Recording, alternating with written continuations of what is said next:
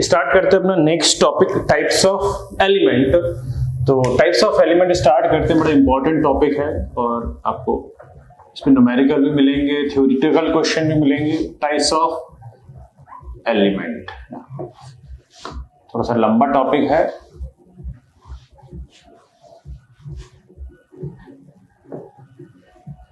So we have first type of element is that is active and passive element. Agree? So the first type is what? Active and passive element. Second type is a linear and non-linear element. Linear element. ठीक है? Now next type of element is what? Bilateral and unilateral element. Agree? ठीक. Now next है हमारा last types of element is what?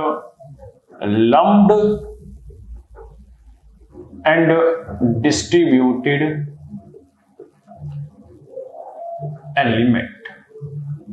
So in our syllabus we have to see the four types of element, that is active, passive, linear, non-linear, bilateral, unilateral, lumped and distributed. तो first हम लोग start करते हैं active and passive से, ठीक है। So I will tell you the first active and then later on और we can reverse the definition for the passive element. So इसकी कई डेफिनेशन है। डेफिनेशन नंबर 1, फर्स्ट डेफिनेशन क्या है? With respect to electrical, so the element which are capable of generating energy called active element. Example में अगर देखें तो हमारे इलेक्ट्रिकल में ऐसे कौन से एलिमेंट्स हैं जो एनर्जी को जनरेट करते हैं? तो एग्जाम्पल में अगर मैं बात करूं, example number 1, first the voltage source. और वोल्टेज सोर्स भी हमारे पास अगर हम बात करें डीसी और एसी में, डीसी की मैं बात करूं तो पहला हमारे पास है जो स्टैटिक सोर्स है बैटरी, दूसरा है डीसी जनरेटर, ठीक है। नेक्स्ट मैं अगर बात करूं एसी में तो हमारे पास है alternator. So these are the example which are capable of generating energy with respect to electrical point of view, ठीक है। Now definition number 2, अगर इलेक्ट्रॉनिक के हिसाब से डेफिनेशन दी जाए, the elements which are capable of amplifying the magnitude of input signal. So the element which are capable of amplifying the magnitude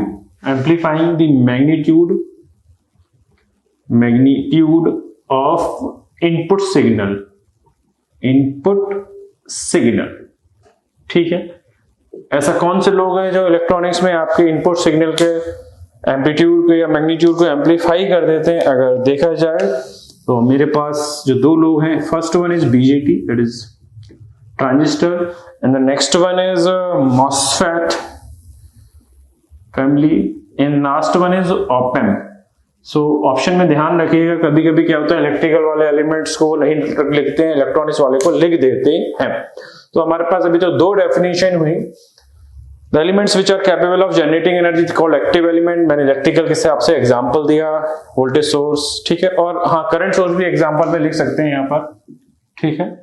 but it is the part of electronics, because electrical में हम लोग generally voltage source use करते हैं और electronic source में जितने भी element है उनको हम मॉडल करते हैं एज ए करंट सोर्स, ठीक है। The element which are capable of amplifying the magnitude of input signal, example मैंने दे ही दिया आपको, bipolar junction transistor, MOSFET operational amplifier. और अगर आप जब पढ़े तो ध्यान से पढ़े, आपको क्लियर होगा कि जब मैं बीजेटी का अगर कोई एग्जांपल दे रहा हूँ, सपोज मैं हेलो बोल रहा हूँ माइक से, और जो हेलो है वो बहुत लोगों को बहुत अच्छी क्वालिटी में सुनाई देती है। आपने डीजे भी सुना होगा, लोग माइक से जब बोलते हैं तो होता क्या है, जो हम सिग्नल है बहुत कम मैग्नीट्यूड में बोल रहे हैं, बट एम्पलीफायर की हेल्प से वो सिग्नल क्या है बहुत ही हाई मैग्नीट्यूड का सुनाई देता है, जिससे बहुत लोगों को सुनाई दे सके। क्लियर? दैट्स वाई जो बीजेटी है या मॉसफेट है उनको एम्पलीफायर की तरह यूज करा ही जाता है। नाउ डेफिनेशन नंबर थर्ड अगर मैं डेफिनेशन की बात करूं एक्टिव और एक्टिव एलिमेंट की, ठीक है, तो एक्टिव एलिमेंट की अगर मैं बात करूं with respect to charging constant, हमारे पास मोबाइल चार्जर भी है, मोबाइल भी है और इन्वर्टर की भी बैटरी है। तो अगर मैं बात करूं जो हम बैटरी है, अगर मैं मोबाइल के रिस्पेक्ट में पहले बात कर रहा हूं, तो हम ये देखते हैं जो बैटरी है उसको हम चार्ज तो 1 से 2 घंटे में कर लेते हैं, बट जो डिस्चार्ज है वो 6 से 8 घंटे में होती है। एंड्रॉइड बैटरी की बात करें, और अगर कीपैड वाला मोबाइल है तो आपको पता ही होगा वो तो उसका बैकअप बहुत अच्छा ही होता है, सही है, बट वो भी 1 घंटे में लगभग चार्ज हो जाती है। तो यहां से मेरे को कुछ कंक्लूजन दिखाई दे रहा है, क्योंकि बैटरी जो है, हमने यहाँ बैटरी को किस में लिया, एक्टिव एलिमेंट में लिया, तो एक और डेफिनेशन बन रही है, तो ऐसे एलिमेंट जिनका discharging time constant charging time constant से ज्यादा होगा, उन एलिमेंट का वो भी हम किस में कैटेगराइज करेंगे, एक्टिव एलिमेंट। तो एक डेफिनेशन और मिल गई, element whose discharging time constant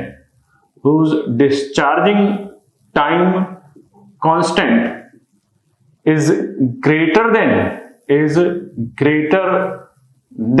the charging time constant, ठीक है। तो हालांकि यहाँ चार्जिंग भी हो रही है और डिस्चार्जिंग भी हो रही है, बट हम बैटरी को कैसे ले रहे हैं, एक्टिव में। और ये ध्यान रखिएगा, मैं बैटरी को एक्टिव में ले रहा हूँ, हालांकि ये चार्जिंग और डिस्चार्जिंग एक्टिव की तरह भी वैसे एक्टिव की तरह बिहेव करती है जब ये आपको एनर्जी देती है, बट पैसिव की तरह बिहेव जब करती है जब ये एनर्जी लेती है। फॉर एग्जांपल, अगर ये बैटरी एनर्जी दे रही है, सपोज ये 12 वोल्ट की बैटरी है और ये 2 एम्पियर की करंट है, तो ये अगर पावर दे रही है तो 12 गुणा 2 दैट इज 24, तो इसकी पावर होगी negative, that is P is -24 वाट, तब इसको हम एक्टिव बोलेंगे। बट यही अगर मैं नेक्स्ट पार्ट में भी बताने ही वाला हूं, अगर यही 24 है बट ये 2 एम्पियर ये जो है आपको एनर्जी दे रही है, डिस्चार्ज हो रही है, और ये क्या हो रही है, चार्ज हो रही है, तो इट इज डिस्चार्जिंग सर्किट, ये डिस्चार्ज हो रही है, और यहां पे क्या हो रही है, ये चार्ज हो रही है, तब यहां पे पावर जो है +24 वाट होगी। क्लियर है? इसके क्या मीनिंग होगा अभी हम डिस्कस करने ही वाले हैं, सही है। तो अभी तक हमने 3 डेफिनेशन देख ली, एक तो इलेक्ट्रिकल के रिस्पेक्ट से, फिर इलेक्ट्रॉनिक्स के रिस्पेक्ट से, और एक हमने डेफिनेशन देखी विद रिस्पेक्ट टू बैटरी। ये सारी जो कहानियां हैं ये किससे रिलेटेड है, एग्जाम्पल ये हमने काय का लिया है, बैटरी का। डन। अगली डेफिनेशन में फॉलो कराता हूं, ठीक है। ये तो हो गई थ्योरेटिकल बात। अब कुछ कंपटीशन एग्जाम, जो कुछ कॉम्पिटिटिव एग्जाम में है, एक्टिव और पैसिव को उन्होंने ग्राफिकल, कुछ ने न्यूमेरिकल में पूछा, तो सब कुछ कवर करते हैं। चौथा पॉइंट हम लोग कवर करते हैं, फोर्थ पॉइंट देखते हैं। फोर्थ पॉइंट क्या कहता है, ग्राफिकल देखते हैं। हमने रेजिस्टेंस के लिए और इंडक्टेंस के लिए, कैपेसिटेंस के लिए और सबके लिए, जो भी तीनों एलिमेंट है इलेक्ट्रिकल, हमने तीनों के लिए क्या कर रखा था, वीआई ग्राफ खींच रखा था। तो हम पहले वीआई ग्राफ से समझते हैं, that is +V, -V, -I and +I। Agree? So अगर मैं बात करूं रेजिस्टेंस की फर्स्ट और थर्ड क्वाड्रेंट में, तो यहां मैं देख रहा हूं रेजिस्टेंस इज V/I, तो resistance is positive end voltage positive, current positive, so power is also positive. In the third quadrant same current negative, voltage negative, but resistance is positive because it is the ratio of two quantity. Similarly, P equals to VI, voltage negative, current negative, power is positive. Meaning क्या है? In the first and third quadrant, your resistance is behaving as a passive element. Agree? But एक बात मेरे को और समझ में आएगी, ऐसे एलिमेंट जिनकी कैरेक्टरिस्टिक फर्स्ट और third quadrant that means opposite quadrant में बिल्कुल सिमेट्रिकल है ओरिजिन के रिस्पेक्ट में, वो एलिमेंट जो है पैसिव होंगे। क्लियर है? ऐसे अगर मैं देखता हूं सेकंड और फोर्थ क्वाड्रेंट में इसकी कैरेक्टरिस्टिक बना के, तो यहां पर अगर मुझे दिखाई दे रहा है voltage positive but current negative, so resistance negative, power भी क्या होगी? नेगेटिव होगी। एग्री? इसी तरीके से यहां भी देखें voltage negative, current positive, so resistance is negative but power is also positive. So अब हम अगर कंक्लूजन दें ग्राफिकल बेस पर, in the first and third quadrant resistance and power are positive, so in the first and third quadrant the resistance is passive element, but in the second and fourth quadrant the resistance is negative and power is also negative. So in second and fourth quadrant the resistance is behaving as an active element, और ये ऐसा case होता है electronics में जब हम modelling करते हैं, और मैं आपको प्रूव भी करूंगा। वैसे हाँ, आपके सिलेबस में ये नहीं है, वो तो गेट के और ईएस के सिलेबस में है कि जब हम थेवेनिन्स थ्योरम पढ़ते हैं विदाउट इंडिपेंडेंट सोर्स, सिर्फ डिपेंडेंट सोर्स होते हैं, तो वहां आरटीएस नेगेटिव आता है। उस आरटीएस नेगेटिव का मतलब ही होता है it is delivering power. Agree? So we have covered here 4 definition of the active element. Agree? So active element की मैंने एग्जांपल भी दे दी इलेक्ट्रिकल के हिसाब से और इलेक्ट्रॉनिक के हिसाब से। अब अगर मैं बात करूं तो नेक्स्ट डेफिनेशन देखते हैं हम, fifth definition. Agree? So we have fifth definition of the active and passive element, and this is with respect to what? This is with respect to diagram. Okay, so let's take one example.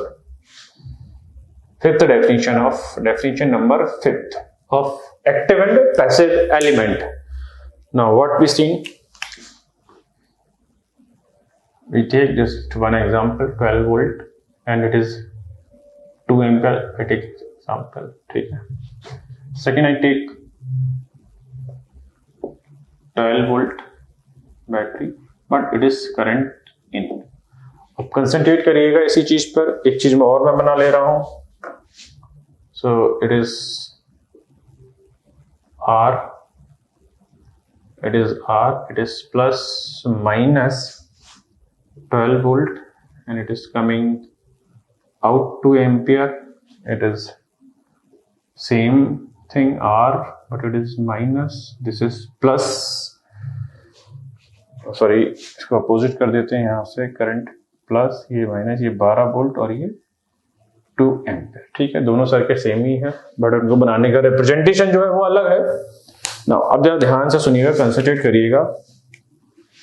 If current is leaving to the positive terminal, then it is power absorb, then it is power delivering. ध्यान से सुनिएगा, keep in mind, if current is coming out from the positive terminal, then it is power delivering, and the element which are delivering the power are called active element. So in both cases, let's check. Current is coming out from the positive terminal, so P is what? 12 into 2, it is minus 24 watt. Why I am writing minus, I will tell you. Clear? Same circuit में अगर apply करें तो P is 12 into 2, that is P is minus 24 watt. Agree? सो हमारे पास यहाँ power कितनी आ गई? 24 वाट आ गई। ठीक है, अगली मैं बात करता हूं, अगर हमारे करंट जो है पॉजिटिव टर्मिनल पे एंटर कर रही हो, चाहे वो बैटरी बनी हो, चाहे वो रेजिस्टेंस बना हो, जैसा कि पहले केस में देखा था, अगर जो करंट है वो पॉजिटिव टर्मिनल पे एंटर कर रही है, तब हम उसको लिखते हैं पावर एब्सॉर्बिंग। क्या बोलते हैं इसको? Power absorbing. और जो पावर एब्सॉर्ब करता है उसको बोलते हैं पैसिव एलिमेंट। ये ध्यान रखना, यहां पर वर्ड यूज होता है पावर डिलीवरिंग। ठीक है, और सप्लाइंग पावर सप्लाइंग, क्योंकि जो एक्टिव लोग हैं वही एनर्जी को डिलीवर कर सकते हैं और सप्लाई कर सकते हैं ना। यहां इन दोनों के केसेस में क्या होगा? पावर इज एब्सॉर्बिंग, और दूसरा वर्ड यूज होता है पावर इज कंज्यूमिंग। अग्री, बढ़ते हैं आगे। देखिए नाउ मैंने क्या कहा ध्यान, अगर बैटरी है तो उसके पॉजिटिव पे करंट एंटर हो रही है और वो रेजिस्टेंस है तो उसके पॉजिटिव पे एंटर कर रही है, तब इस चीज को लेते हैं पैसिव एलिमेंट। और इन दोनों वर्ड को क्या बोलते हैं, एब्सॉर्बिंग और power consuming. So 12 into 2 that is 24, but यहां वर्ड यूज करते हैं प्लस। क्लियर है? सो अगर मैं मैथमेटिकली बात करूं कि एक्टिव और पैसिव एलिमेंट होते क्या है, if for any value of current and voltage power is greater than और equal to 0 then it is called passive element. क्योंकि पावर क्या होती है, पावर होती है VI और I²R और V²/R। For any value of current and voltage, if power is 0 or greater than 0, then it is called passive element. If power is negative, then it is called active element. Agree? So ये definition है जो हुई वो किसके respect में हुई, diagram के respect में। एग्री? सो हमारे पास एक्टिव एलिमेंट क्लियर हो गया, हमने एक्टिव एलिमेंट की पांचों डेफिनेशन क्लियर कर ली। पहली डेफिनेशन इलेक्ट्रिकल के हिसाब से, इलेक्ट्रॉनिक्स के हिसाब से, फिर टाइम कांस्टेंट के हिसाब से, फिर ग्राफ के हिसाब से देख लिया, और फिर न्यूमेरिकल एस्पेक्ट से देख लिया कि कब पावर डिलीवर होगी, कब पावर एब्जॉर्ब होगी। ठीक है, अब बात करते हैं हम पैसिव एलिमेंट। ठीक है, तो पैसिव एलिमेंट क्या होते हैं? नाउ पैसिव एलिमेंट, ठीक है, तो पैसिव एलिमेंट को जस्ट हम रिवर्स करते जाए, the element which are not capable of generating energy is called passive element, और the element which are not capable of amplifying the input signal that is called passive element. और अगर मैं तीसरी बात करूं टाइम कांस्टेंट के हिसाब से तो वो भी वैलिड होगी। चौथी में बात करूं ग्राफ के हिसाब से तो मैंने देखा था कि फर्स्ट और थर्ड क्वाड्रेंट में जो रेजिस्टेंस है वो पैसिव एलिमेंट की तरह बिहेव करता है, बट सेकंड और फोर्थ में वो कैसा बिहेव करता है, एक्टिव एलिमेंट की तरह। और फिफ्थ पॉइंट में मैंने देख लिया था कि जो एलिमेंट है अगर उनके पॉजिटिव टर्मिनल पे करंट एंटर हो रही है तो उस समय बैटरी चार्ज हो रही है, या रेजिस्टेंस में ही ऐसा केस हो गया तो एलिमेंट क्या होता है, पैसिव एलिमेंट होते हैं। तो ये एक्टिव की डेफिनेशन हो गई और ये किसकी डेफिनेशन हो गई, पैसिव की हो गई। अब मैं इन दोनों को कंक्लूड करना चाह रहा हूं 1 to 1 करके कि क्या हो सकता है, देखते हैं। यहां पर देखा हमने एक्टिव और इधर देखते हैं पैसिव। सो एक्टिव और पैसिव होते क्या है, मैं बहुत ही सिंपल वर्ड्स में अगर कंक्लूजन देना चाहूं, एक्टिव एलिमेंट कौन से होते हैं, voltage source, current source, battery. Agree? और अगर मैं बात करूं इलेक्ट्रॉनिक्स के हिसाब से बीजेटी, मॉसफेट और ओपन, क्योंकि ये दोनों बंदे क्या, ये एनर्जी को डिलीवर करते हैं और सप्लाई करते हैं, ये भी इनपुट सिग्नल के मैग्नीट्यूड को क्या कर देते हैं, बढ़ा देते हैं।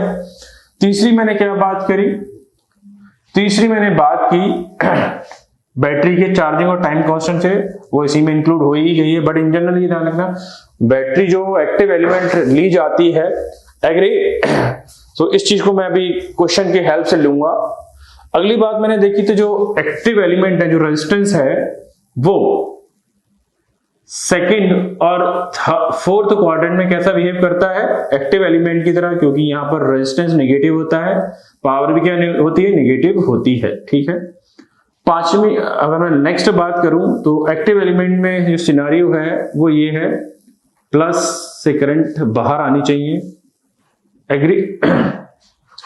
अगली मैं बात करूं तो देखता हूं पैसिव एलिमेंट के हिसाब से, तो मैं पैसिव एलिमेंट की एग्जांपल देना चाह रहा हूं क्योंकि पेपर में कई बार आते हैं ऐसे एलिमेंट जो एनर्जी को कंज्यूम करते हैं, एब्जॉर्ब कर सकते हैं या वेस्ट करते हैं, उनको क्या बोलते हैं हम, पैसिव एलिमेंट। और इलेक्ट्रॉनिक्स के हिसाब से जो एलिमेंट के सिग्नल को क्या कर देते हैं, खराब कर देते हैं, बढ़ा नहीं सकते हैं, एम्पलीफाई नहीं कर सकते, उनको क्या बोलते हैं, पैसिव एलिमेंट। तो अगर गौर फरमाए इलेक्ट्रिकल के हिसाब से तो ऐसे एलिमेंट है RLC। RLC को थोड़ा सा मैं और एम्फसाइज करना चाहूंगा यहां पर, जो R है that is always consuming, R is also always consuming और absorbing. Agree? But this L and C are the storing element. L and C are storing element. जब ये आइडियल होते हैं, इंडक्टर के साथ सीरीज में कोई रेजिस्टेंस ना हो और कैपेसिटर, क्योंकि इंडक्टर के साथ इंटरनल रेजिस्टेंस होता है सीरीज में और कैपेसिटर का इंटरनल रेजिस्टेंस होता है पैरेलल में। अगर ये आइडियल कंडीशन में है तो इंडक्टर का इंटरनल रेजिस्टेंस 0 तो वो कंज्यूम नहीं करेगा। ऐसे कैपेसिटर का अगर इंटरनल रेजिस्टेंस पैरेलल में है वो नहीं है तो वो कंज्यूम नहीं कर। तो आइडियल कंडीशन में ये दोनों एनर्जी स्टोरिंग एलिमेंट होते हैं, बट जब इनको प्रैक्टिकली डील करा जाता है तो ये दोनों जो एलिमेंट है किस कैटेगरी में भेजे जाते हैं? पैसिव, क्योंकि इनके साथ जो रेजिस्टेंस सीरीज में और पैरेलल में लगा होता है वो पावर को क्या करता है? कंज्यूम करता है। इस वजह से हम इनको क्या बोलते हैं? पैसिव एलिमेंट बोलते हैं।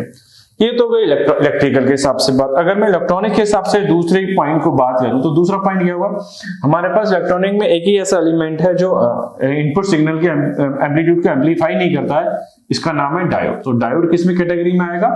पैसिव एलिमेंट है। हाँ, बट एक और इंपॉर्टेंट चीज है, ट्रांसफार्मर का क्वेश्चन कई बार पेपर में आया है कि ट्रांसफार्मर जो एक्टिव है या पैसिव है। तो ट्रांसफार्मर जो है it is example of passive element. क्यों है वो देख लेते हैं एक बार। Why we call the transformer as a passive element? देखते हैं पैसिव एलिमेंट क्या है। ट्रांसफार्मर को हमने पैसिव एलिमेंट की कैटेगरी में क्यों रखा है, ठीक है। तो ट्रांसफार्मर में होता क्या है, हमारे पास इनपुट वोल्टेज होता है V1, यहाँ पर I1, यहाँ पर आउटपुट वोल्टेज और यहाँ पर करंट, ठीक है, N1 एंड N2। अगर ध्यान से सुनिएगा क्योंकि बहुत से बच्चों को बड़े कंफ्यूजन हो जाते हैं कि ट्रांसफार्मर जो एक्टिव होना चाहिए क्योंकि ये तो वोल्टेज को बढ़ाता है, तो बट ऐसा नहीं है। जो डेफिनेशन है हमारी वो विद रिस्पेक्ट टू पावर है, ध्यान रखिएगा। तो ट्रांसफार्मर में बात करूं मैं, अगर ट्रांसफार्मर की बात की जाए तो वहां पे जो इनपुट फ्रीक्वेंसी है F1 that is F, output frequency वो भी क्या होती है F। तो ट्रांसफार्मर कांस्टेंट फ्रीक्वेंसी डिवाइस है।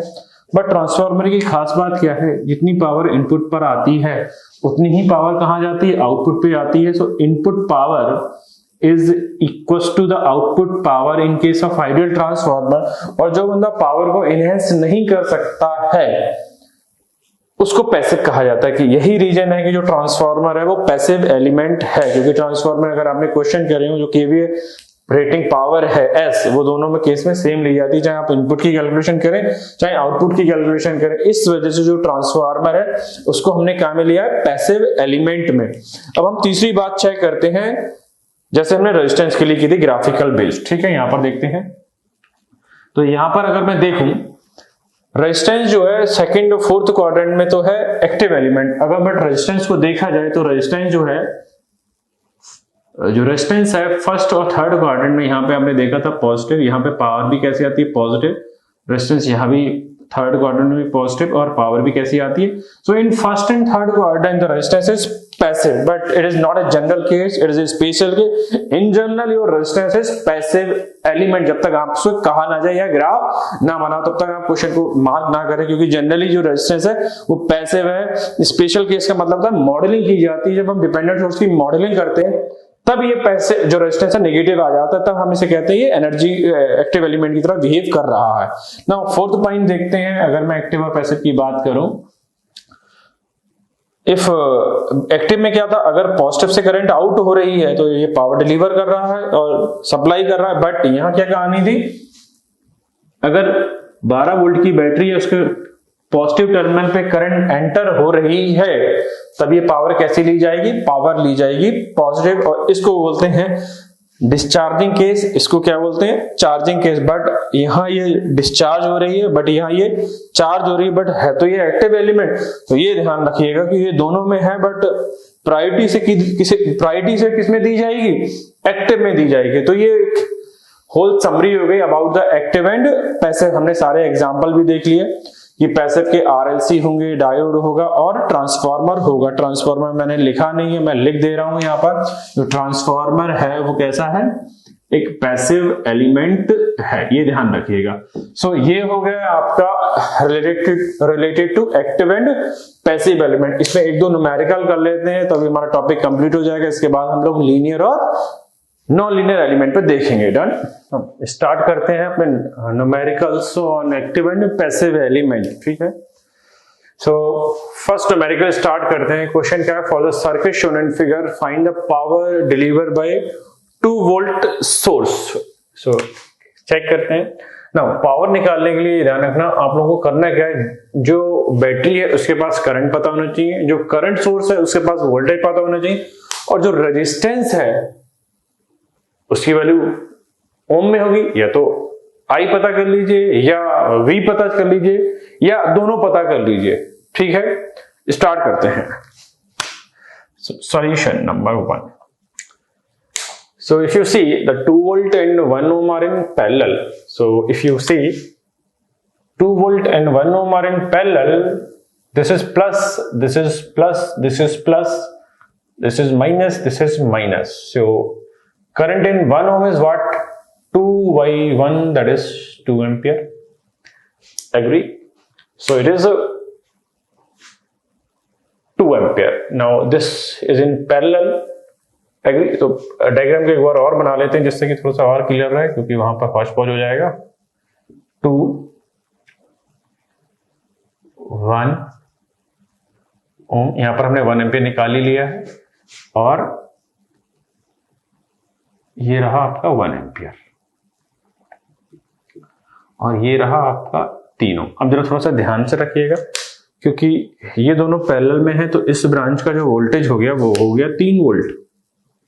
ठीक है यहां तक। अब इसकी बात करें, ये 1 एम्पियर का करंट सोर्स जो है और ये 3 ओम का रेजिस्टेंस, ये दोनों सीरीज में, और सीरीज में करंट कैसी रहती है? सेम।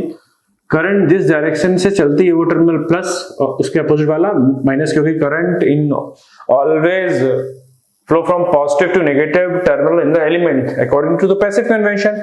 तो करंट है 1 एम्पियर, रेजिस्टेंस है 3, ये हो गया 3 वोल्ट। एग्री?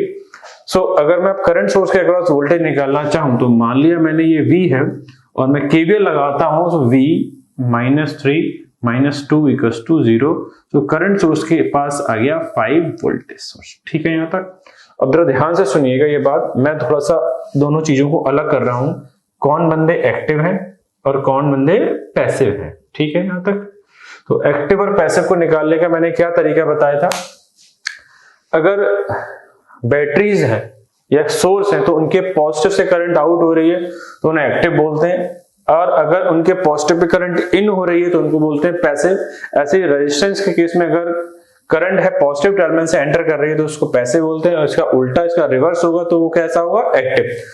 अभी एक बंदा और रह गया है जिसके पास मेरे पास करंट नहीं पता है, तो करंट एक बार और निकाल लेता हूं, जिससे कि, क्योंकि ये जो करंट सोर्स है उसके पास करंट थी, वोल्टेज की वैल्यू पता चल गई। ये रेजिस्टेंस है, इसके पास करंट भी पता चल गया, वोल्टेज से पावर कैलकुलेट हो जाएगी। पर ये जो 2 वोल्ट का सोर्स रह गया, इसके पास वोल्टेज तो है बट करंट नहीं है, तो वो भी निकाल लेते हैं ना। यहां से 1 एम्पियर आ रही है और यहां से भी क्या आ रही है? इधर 1 एम्पियर आ रही है। तो एक बार KCL लगा के देख लेते हैं, ये बेहतर होगा। सो अगर मैं KCL लगाऊं, यहां पर क्या लगाता हूं? KCL। सो करंट की डायरेक्शन अभी मुझे पता नहीं, तो मैंने बताया ऑलवेज अभी मानो I आउटवर्ड +1 एंड -1, तो इट इज 0। तो I = 0, यानी कि जो 2 वोल्ट की बैटरी है वो कितनी करंट दे रही है? 0 करंट दे रही है। ठीक है यहां तक। But we don't have any 0 answer. So is there any misprint in the question? Let's see, let's check 3। ठीक है यहां तक। मे बी आई थिंक इधर करंट की वैल्यू अगर चेंज हो जाए तो कुछ काम चल सकता है। Let's correct the question. 1 ampere 1 ampere, so for the 2 volt source,